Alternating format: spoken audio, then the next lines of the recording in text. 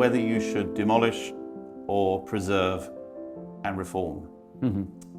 What you said earlier was very interesting about checking everything to see if actually the structure could be saved. But equally you said about the feeling and the spirit that you get in an old house. And for example, in the old town, I know that the walls in some of these properties are, I mean, they're really, the thick really of the walls perhaps are 70 centimeters or something like that. Yeah. A lot of. But finally, I think that is you must to see the totality of the house to take a decision. You know, because that depends, for example, about of course, the distribution.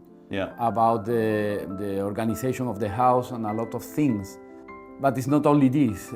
Really, for example, when we have the experience and we know our work and we work with the traditional way of the architecture here. We know the vernacular architecture and we are able to do a new project with the quality that we expect for a Mediterranean house. You know?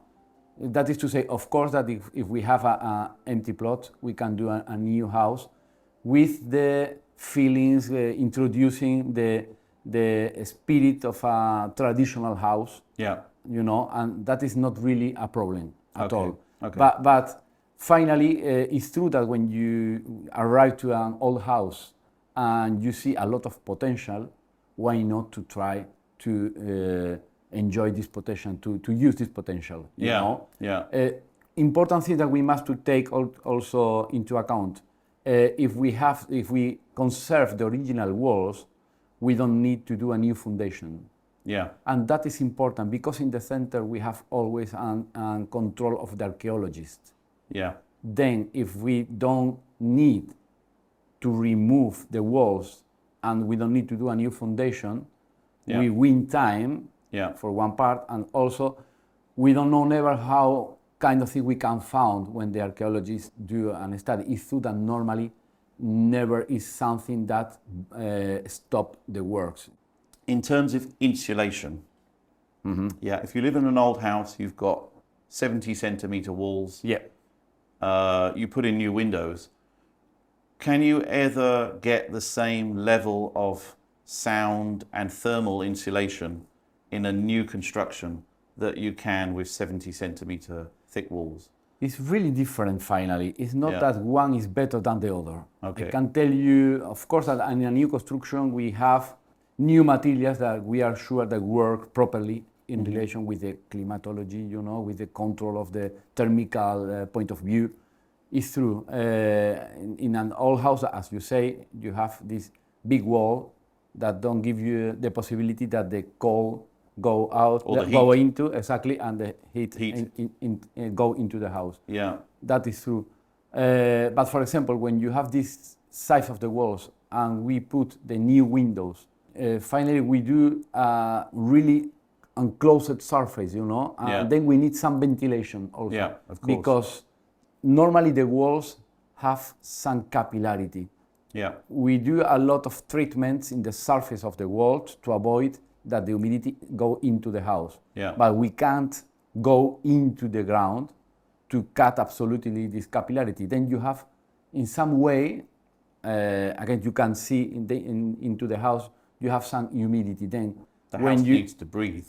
Exactly, you need to have ventilation. That is one thing that is really important. It's like a live house that you need to maintain. You can close it, go, you know, in holidays or whatever you want, unless the house and close it all time. You need ventilation. You need ventilation. Exactly.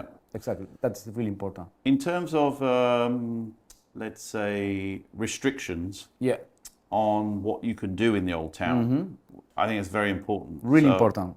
So, I mean, I know that there's regulations regarding windows, doors, external elements. You have the first thing that is the most important in relation with the volume that you can build.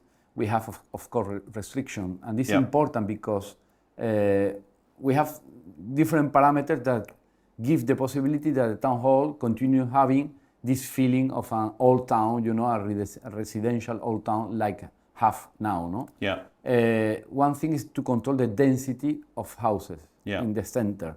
And it's normal because if you have in one plot, you build 3-4 houses, you have a lot of people and you have a lot of cars that are necessary in the center. Then you can build only one house by 100 square meters. That is to say, when you have a plot and you have a total build surface, you must to divide this surface between 100 square meters to know how many houses you can build in this plot. Okay. Okay. Like a restriction, like a limit, you know. So they're limiting density. The density is limited, and I think that this is important. Yeah. Another thing is you have a limitation in relation with the levels. Yeah. In the old town. In the old town, exactly. Yeah. You normally in all the areas of the town hall, you can build ground floor and first floor. Yeah. And the second floor, you must to go 3.5 meters back to be able to build it. Okay. Then that give you a volume, you know. Another level.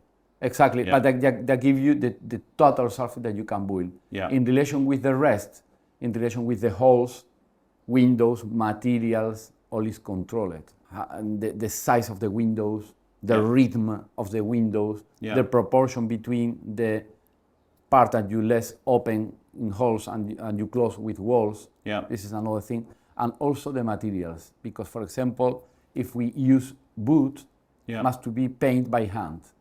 Wow. We know that this is something really special and it's not easy to understand because normally now in the factory the wood came with a treatment, with a varnish. Yeah. And then to think that today we are going to have a window that we need to do a maintenance, perhaps is strange, but another time give you this impression when you go to the center to have these elements, you know, that remember you the past, you know, and the history and the traditional way of build here. Yeah.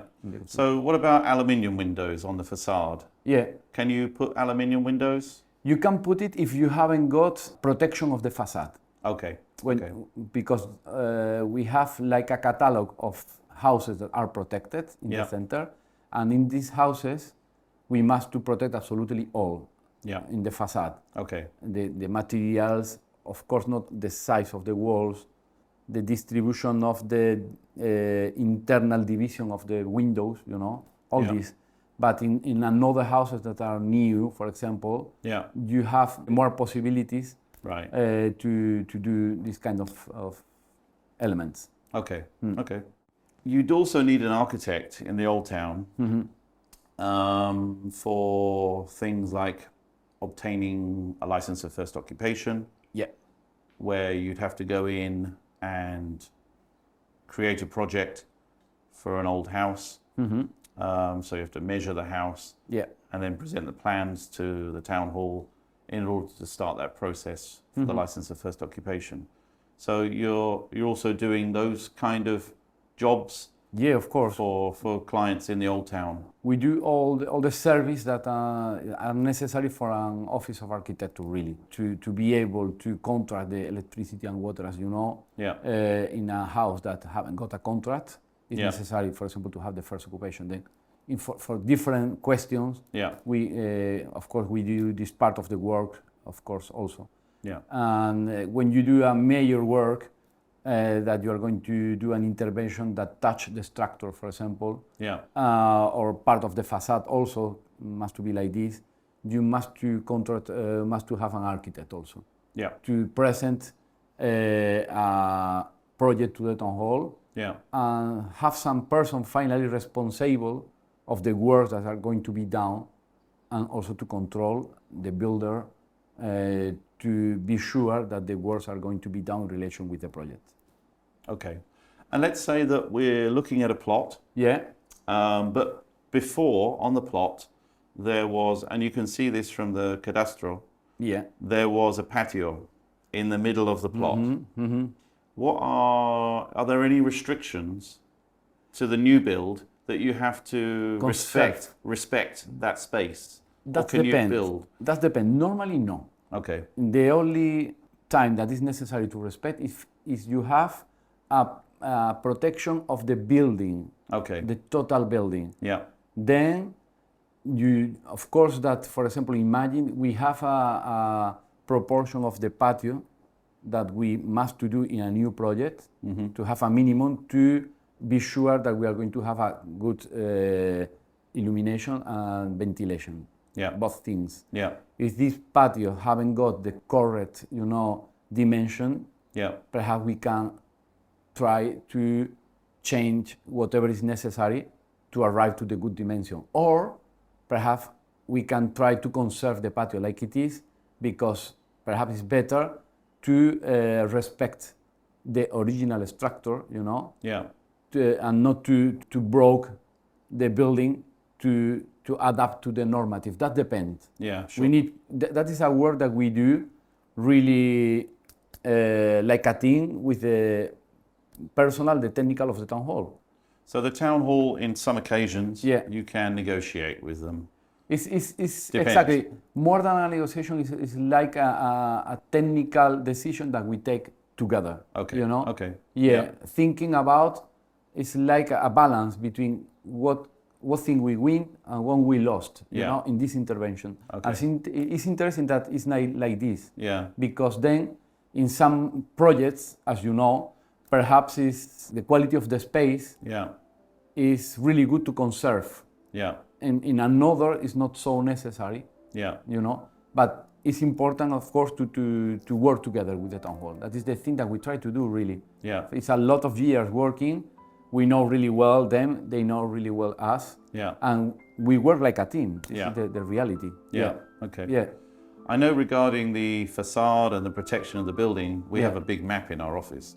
Yeah. So you can see the colors, the facade that's Exactly. protected. So- One time that before to start any process, Yeah. we have the information to tell to the clients Yeah. what is possible to build in their plot Yeah. before to start. Yeah. And then they have an idea. Because, for example, when they are, of course, looking for a house or looking for a plot, Yeah. they have some needs in relation with how many members of the family or whatever they need in the house, Yeah. And then they can have a realistic idea about what is possible to do. Yeah. Yeah.